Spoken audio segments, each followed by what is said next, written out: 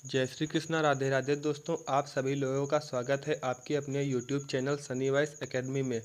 तो दोस्तों, आज का जो यह उपाय होने वाला है बहुत ही अद्भुत उपाय होने वाला है। तो दोस्तों, 9 अप्रैल दिन मंगलवार से शुरू हो चुकी है चैत्र नवरात्रि, और दोस्तों यह 17 अप्रैल दिन बुधवार को समाप्त होगी। दोस्तों, नवरात्रि की अष्टमी और नवमी तिथि पर कन्या पूजन का विधान है। इस बार अष्टमी तिथि 2024 में 16 अप्रैल दिन मंगलवार को मनाई जाएगी। दोस्तों, नवमी तिथि 17 अप्रैल 2024 दिन बुधवार को है। ऐसे में आप अष्टमी और नवमी को इन दिनों तिथियों में कन्या पूजन अवश्य ही करें। कन्याओं को भोजन अवश्य खिलाएं। शास्त्रों में 9 दिनों में नवरात्रि को बहुत ही शुभ और मंगलकारी माना जाता है, और वहीं 8 दिनों के नवरात्रि को अच्छा नहीं माना जाता है। ऐसे में 10 दिनों की नवरात्रि बहुत ही शुभ माने गए हैं। शास्त्रों के अनुसार नवरात्रि के दिनों में माता रानी का पूजन करने से, कन्या पूजन करने से माँ का वरदान प्राप्त होता है। कुंडली में जो कष्ट होते हैं उन्हें ठीक कर देती हैं। श्रीधर की तरह सच्चे हृदय वाले व्यक्ति सभी कष्टों का निवारण करती है। माँ शीघ्र ही माँ आपकी उपासना से विनम्रता से विकास होता है, और सभी कष्ट, दरिद्रता, दुख का नाश हो जाता है। नवरात्रि में माता रानी का व्रत और पूजन किया जाता है, लेकिन नवरात्रि के दौरान सबसे ज़्यादा महत्व होता है कन्या पूजन का। दोस्तों, कन्या जो होती है माता रानी का स्वरूप होती हैं। कन्याओं का भोजन कराना बहुत ही शुभ माना जाता है। तो दोस्तों, 33 कोटि देवी देवताओं का वास होता है कन्याओं के मस्तक पर। कन्या चाहे छोटी हो बड़ी हो, वह सदैव पूजनीय होती है, माँ के समान मानी जाती है। दोस्तों, माना जाता है व्रत और उपासना से माता रानी इतना प्रसन्न नहीं होती हैं जितना कन्या पूजन से होती हैं। तो छोटी कन्याओं को माता रानी का स्वरूप माना गया है।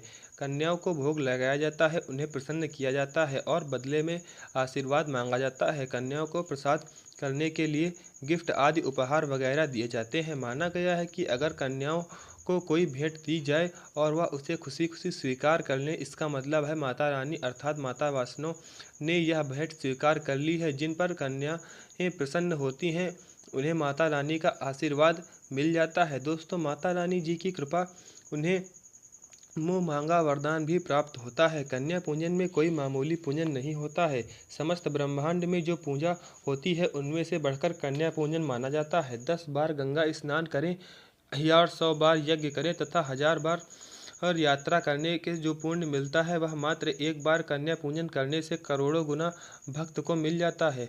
तो दोस्तों, इसीलिए कहा गया है कि कन्याओं को सताना नहीं चाहिए, इसीलिए समस्त ब्रह्मांड हिल जाता है। कन्याओं की जितनी सेवा किया जाए उतनी ही कम होती है। कन्याएं कोई मामूली नहीं होती हैं। कन्या के रूप में स्वयं उनके मस्तक पर विराजमान होकर स्वयं देवी चलकर आपके घर आती हैं।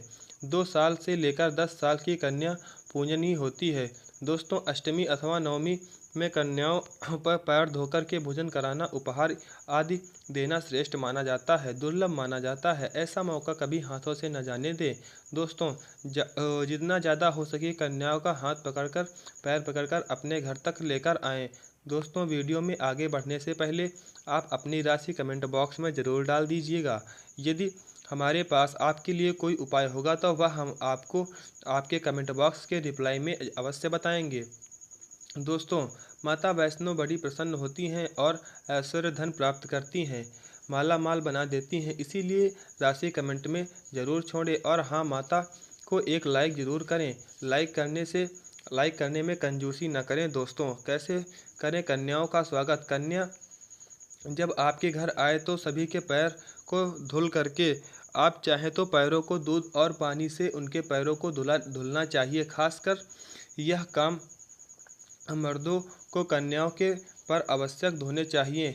इससे माता वैष्णो प्रसन्न हो जाती हैं। दोस्तों, फिर उसके बाद कन्याओं को किसी साफ जगह पर ज़मीन पर कपड़ा पर बिछा करके बैठाना चाहिए। उनके माथे पर अक्षत, फूल और कुमकुम लगाना चाहिए।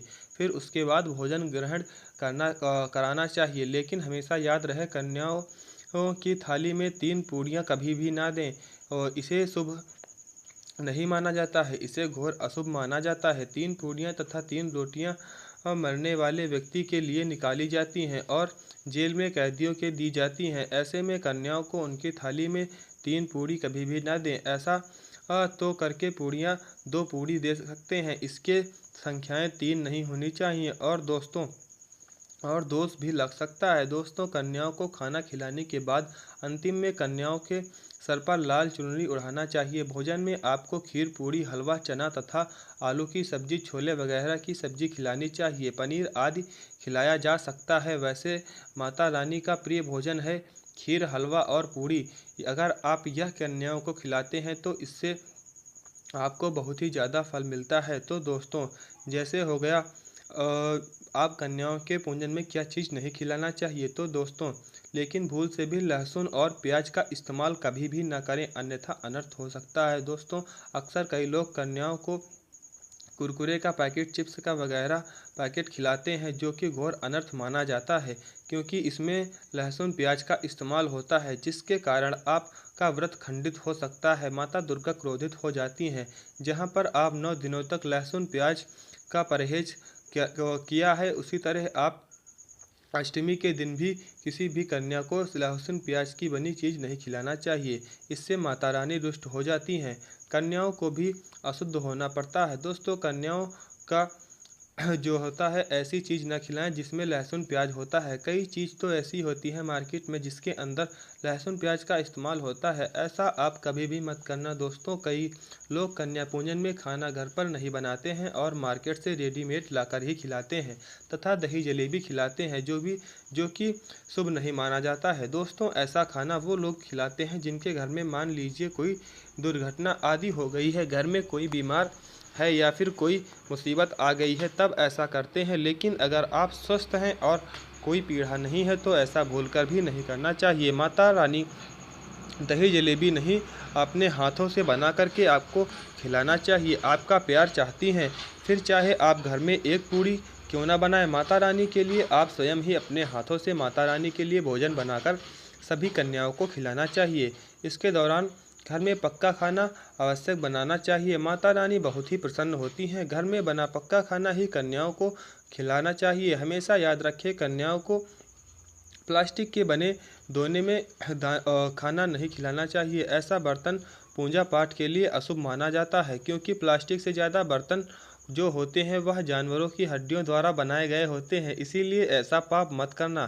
कन्याओं को हमेशा स्टील के बर्तन में या पत्तों से बने बर्तनों में ही भोजन कराना चाहिए, बहुत ही शुभ माना गया है। अगर पेड़ के पत्ते में भोजन कराते हैं तो माता अभय वरदान प्राप्त करती हैं। दोस्तों, एक और बात हम आपको बताने वाले हैं कि यदि नवरात्र के समाप्त होने के बाद यदि बीच में कन्या पूजन में शुक्रवार का दिन पड़ जाए तो कन्याओं को कोई भी खट्टी चीज़ नहीं खिलाना चाहिए, क्योंकि शुक्रवार के दिन माता संतोषी को समर्पित होता है और माता संतोषी नवरात्रों के दिनों में सक्रिय अवस्था में होती हैं, यानी वह भी 9 देवियों के साथ ही आपके घर में आती हैं। इसीलिए कन्याओं को भूलकर भी शुक्रवार के दिन पड़ जाए तो खट्टी चीज़ नहीं बनवाना चाहिए और कन्याओं को खट्टी चीज़ भी नहीं खिलाना चाहिए, घोर पाप लगेगा। दोस्तों, क्या करें?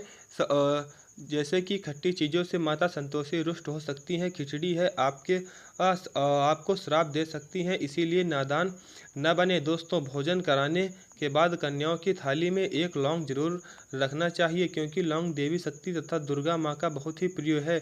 लौंग माता शक्ति का प्रतीक होता है। दोस्तों, लौंग में नौ दुर्गा का वास होता है। इसे 9 दिनों में माता रानी को लौंग का भोग ही लगाया जाता है। तो खाना खाने के बाद कन्याओं को लौंग अवश्य अर्पित करें।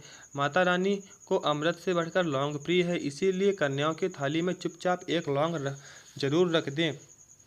आपका भाग्य चमक जाएगा। माता लक्ष्मी आपके जीवन में धन की कोई भी कमी नहीं होने देंगी।